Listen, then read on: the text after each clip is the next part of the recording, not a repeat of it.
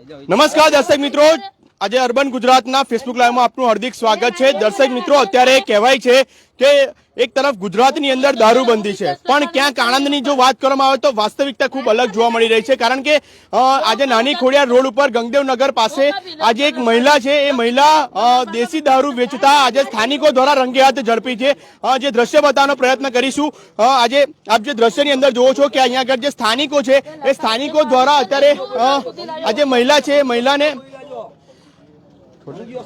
આજે આ મહિલાને દારૂ વેચતા રંગે હાથ ઝડપી પાડી છે। અહીંયા આગળ આ રોડ ઉપર જ ખુલ્લામાં દારૂ વેચતા હતા। આપ જે દ્રશ્ય જુઓ છો એ અર્બન ગુજરાતના ફેસબુક અંદર દેશી દારૂનો આગળ જે જથ્થો છે એ જોવા મળી રહ્યો છે। આપ જે દ્રશ્ય જુઓ છો કે આ દેશી દારૂનો ખૂબ મોટી માત્રાની અંદર આ જથ્થો છે તે અત્યારે જોવા મળી રહ્યો છે। ખાસ પોલીસ અત્યારે ઘટના સ્થળે આવી પહોંચી છે, પરંતુ વાત કહેવાય છે કે આજે સ્થાનિકો દ્વારા આજે આ પકડવામાં આવ્યું છે। પોલીસને અત્યાર સુધી જાણ નથી, પરંતુ આ સ્થાનિકો અહીંયા આગળ એકઠા થયા અને સ્થાનિકો દ્વારા આજે આ દેશી દારૂ વેચતા જે મહિલા છે તેઓને અત્યારે પકડવામાં આવ્યા છે। પરંતુ જે કહેવાય છે કે એક તરફ ગુજરાતની અંદર દારૂબંધી છે, ત્યારે આ દારૂબંધીને અંદર લીલા રેડ ઉડાડતા આ દ્રશ્યો અત્યારે સામે આવ્યા છે। આ નાની ખોડિયાર જે રોડ છે ગંગદેવનગરનો ટિસ્કર હોસ્પિટલની પાસે જ આ રસ્તો છે અને જાહેર માર્ગ ઉપર આજે આ પ્રકારે મહિલા છે એ દેશી દારૂનું વેચાણ કરતી હતી। આપ જે દ્રશ્યની અંદર જુઓ છો કે દેશી દારૂ ખૂબ જ મોટી માત્રાની અંદર અહીંયા આગળ જોવા મળી રહ્યો છે। આપ જે દ્રશ્યની અંદર જુઓ છો કે મોટી પોટલીઓ પણ અહીંયા આગળ જોવા મળી રહી છે।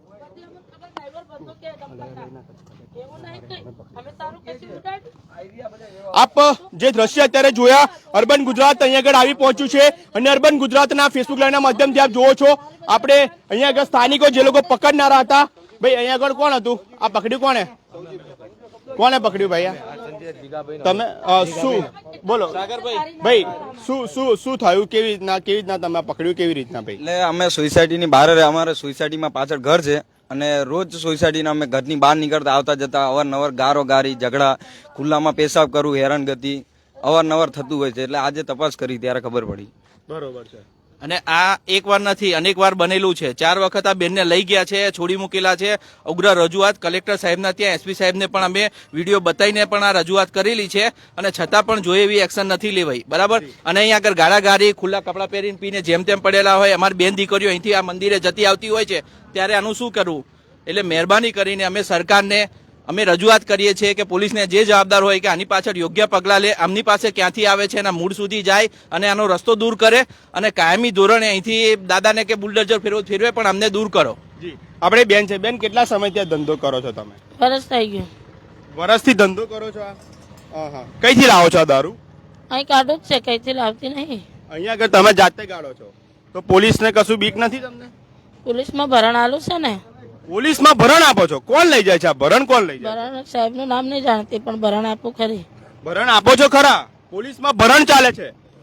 મિત્રો વાત કરો, આજે આ દારૂબંધી ગુજરાતની અંદર છે, પોલીસ ભરણ લઈ રહી છે અને અમે નથી કહેતા આ જે બેન દારૂ વેચે છે 1 વર્ષથી, બેન આ જગ્યા ઉપર દારૂ વેચી રહ્યા છો, કેટલું ભરણ કેટલું લઈ જાય પોલીસ? 1000 રૂપિયા ચાલુ છે। મારા છોકરા 4 છે એટલે નહીં હાલતી વધારે, પણ આતે મારા છોકરાને માર્યું ને એટલે ઝઘડો થયો વધારે લાંબો, એમને એમ નતો થયો। બેન આ ભરણ લેવા કોણ આવે છે?